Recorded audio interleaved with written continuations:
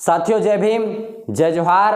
आप सब ने समाचार पत्रों से, सोशल मीडिया से, टीवी से या उन लोगों से आम चर्चाओं में ये बात सुनी होगी कि जो सीमेंट का प्रति बोरी रेट है वो 50 से 60 रुपए तक सीमेंट संयंत्र के प्रबंधकों द्वारा, उनके मालिकों द्वारा बढ़ा दिया गया। और जब ये वृद्धि की गई उस वक्त छत्तीसगढ़ में बैठी कांग्रेस सरकार, उनके विधायक, उनके सांसद, उनके जनप्रतिनिधि, जो भाजपा के विधायक हैं, उनके सांसद हैं, उनके जनप्रतिनिधि हैं, उनके द्वारा किसी भी तरह से इसमें विरोध प्रदर्शन नहीं किया गया। विरोध प्रदर्शन किस लिए नहीं किया गया? विरोध प्रदर्शन इसलिए नहीं किया गया क्योंकि कांग्रेस को और भाजपा को इन धन्ना सेठों से सबसे ज्यादा चंदा मिलता है और उसी चंदे के पैसे से ये भाजपा और कांग्रेस के जो नेता हैं, इसी पैसे से फिर गरीबों के वोट को खरीद कर फिर वो लोग अपने सपनों का आशियाना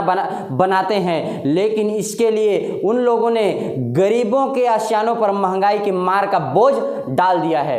एक तरफ सरकार ने आवास योजना शुरू किया और आवास योजना शुरू करने के बाद ही फिर उन्होंने सीमेंट फैक्ट्री के मालिकों को ये निर्देश दिया कि आवास योजना अब शुरू हो चुकी है, गरीब लोग अब अपना खुद का मकान बनाने का सपना सजाने लगे हैं। तो फिर उनके सपनों को सजाने से पहले उसमें उनके ऊपर महंगाई की मार डालकर फिर उनके सपने के आशियानों को बनाने से हमें रोकना होगा। और इस तरह से फिर इन लोगों ने एक मिली जुली साझी सहमति से सीमेंट के रेट को बढ़ाने का काम किया और आज गरीब जनता जो अपने सपनों का आशियाना बनाने के लिए जो आवास योजना से या अपना खेत गिरवी रखकर या अपने खून पसीने की कमाई से जो अपना सपनों का घर बनाते हैं, उन सब पर यह महंगाई की मार कहीं ना कहीं सरकार की गलत नीतियों का प्रतिफल है कि आज बेतहास तरह से सीमेंट का जो रेट बढ़ा है ये किसी भी तरह से सही या उचित नहीं है। क्योंकि अभी के वक्त में ना तो पेट्रोल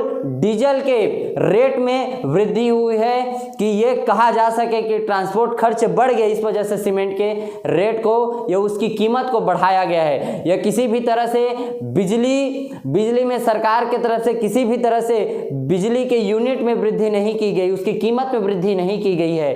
तो जो वृद्धि की गई वो किस बेस पे की गई है, ये सवाल आपको सोचना होगा। चुनाव का वक्त है, पैसों की जरूरत सरकारों को है। इन धन्ना सेठों से पैसा वसूल करके ये लोग आपके वोट को खरीद कर फिर ये शासन सत्ता में पहुंचने की इनकी एक तरह से तकनीक है। जैसे जो पड़ोस के राज्य हैं, जैसे कर्नाटक हैं, उड़ीसा है, ऐसे जितने भी आसपास के हमारे जो राज्य हैं, उन राज्यों में सीमेंट की कीमत 270 से 280 रुपए है। लेकिन जिस राज्य में सीमेंट की 7 अंतर्राष्ट्रीय फैक्ट्रियां हैं, वहां पर सीमेंट का जो रेट है 390 रुपए तक चले जाना, ये अपने आप में एक सवाल खड़ा करता है। इसलिए इस बेतहास वृद्धि के विरोध में बहुजन समाज पार्टी जिला इकाई बलौदाबाजार के द्वारा एक विरोध प्रदर्शन कल 21 सितंबर को बलौदाबाजार में होना है, जिसमें